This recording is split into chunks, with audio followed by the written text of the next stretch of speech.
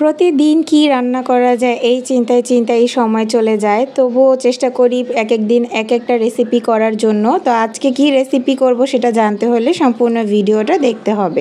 আসসালামু আলাইকুম, hello everyone, আপুরা ভাইয়ারা আপনারা সবাই কেমন আছেন? আমি খাদিজা, আমার পেজ খাদিজাস ওয়ার্ল্ড থেকে। তো আজকে চলে আসলাম সকাল থেকে দুপুর পর্যন্ত আমি কি কি কাজ করব সেটার জন্য। এটা নিয়ে মূলত আজকে আমার এই ভিডিওটা।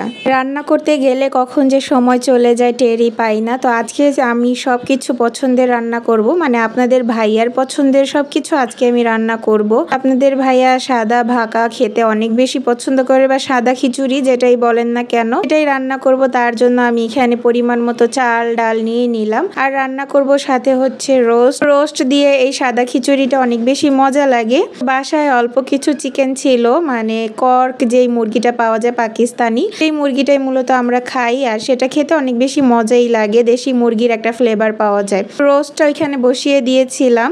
আর এটা হচ্ছে আমার নতুন কেনা কড়াইটা। এই নতুন কড়াইটার ভিডিও আপনারা কে কে দেখতে চান আমাকে কিন্তু অবশ্যই জানাবেন। আমার অনেক শখের একটা কড়াই, তো সেই নতুন কড়াইতেই আজকে মূলত রান্না বান্না করছি আপনাদের ভাইয়ার পছন্দের খাবারটা। আমার এই সংসারের প্রতিটা শখের জিনিস আমি আপনাদের মাঝে ভিডিওতে শেয়ার করি। তার মধ্যে আমার এই কড়াইটা আমার অনেক বেশি শখের। অনেক দিন আপনাদের ভাইয়ার সাথে ঘ্যান করে তারপর এই কড়াইটা মূলত আমি কিনেছি। আমার মনে হয় সব আপুরাই এরকম করে হাজবেন্ডের সাথে, যখন কিছু পছন্দ হয়ে যায়, যদি সহজে আসলে কেনা হয় না, অনেক সময় দেখা যায় যে বাজেটের বাইরে চলে যায়, যেহেতু সংসারে প্রতিনিয়ত অনেক খরচ। তো এই শখের জিনিসগুলো, ছোটখাটো শখগুলো এইভাবেই পূরণ করতে হয়। তো আমার এই কড়াইটা কেমন হয়েছে জানাবেন। আমি তো রান্না করে অনেক বেশি মজা পাচ্ছি আমার এই নতুন কড়াইতে। আর যেহেতু আমার ইলেকট্রনিক চুলাতে রান্না করতে হয়, মানে কারেন্টের চুলাতে রান্নাটা করতে হয়, এই জন্য এই কড়াইগুলোতে রান্না করতে অনেক বেশি সুবিধা হয়। রান্নাটাও তাড়াতাড়ি হয়, হিটটা সম্পূর্ণ পাত্রেই লাগে।